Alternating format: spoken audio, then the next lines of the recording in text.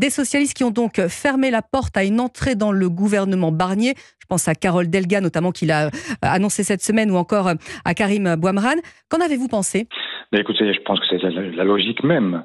Aucun d'entre nous ne peut aller cautionner un gouvernement qui, en réalité, est un gouvernement qui vit sous la tutelle de l'extrême droite et où l'on observe jour après jour les clins d'œil appuyés qui sont faits à cette même extrême droite.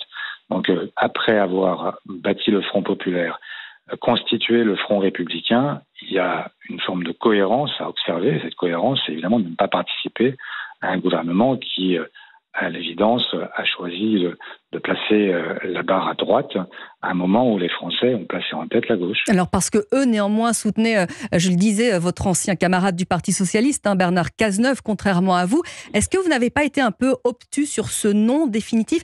Est-ce que finalement, vous n'auriez pas préféré un Cazeneuve à un Barnier, au final ? D'abord, arrêtons de laisser prospérer cette fable. Bernard Cazeneuve n'a jamais été envisagé par le chef de l'État. Et ce que le Parti Socialiste a dit, il a dit que nous jugerions non pas qui, mais quoi. Et donc que nous jugerions en fonction de ce qu'étaient les engagements pris par le futur Premier ministre, et notamment l'approbation de la réforme des retraites, l'augmentation des salaires, faire en sorte que les services publics puissent à nouveau être remis en état, alors même que l'on observe en cette rentrée scolaire le nombre d'enseignants qui manque, nos hôpitaux qui, pendant l'été, ont fermé les services des urgences.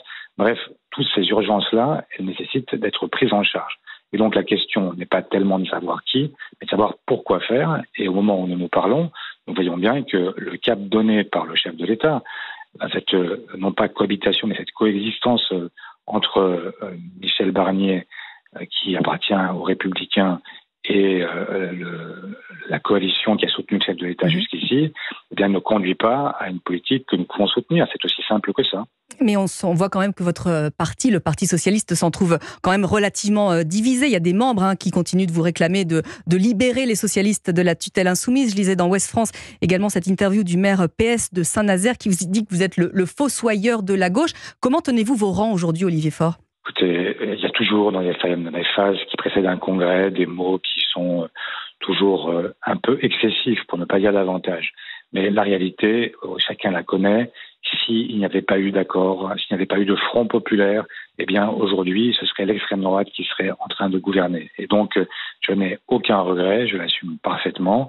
Et donc, que celles et ceux qui ont des solutions à proposer les fassent connaître et ensuite nous en discuterons. Mais pour l'instant, ce que je vois, c'est qu'il y a beaucoup de mots qui sont échangés, mais peu de propositions qui sont mises sur la table.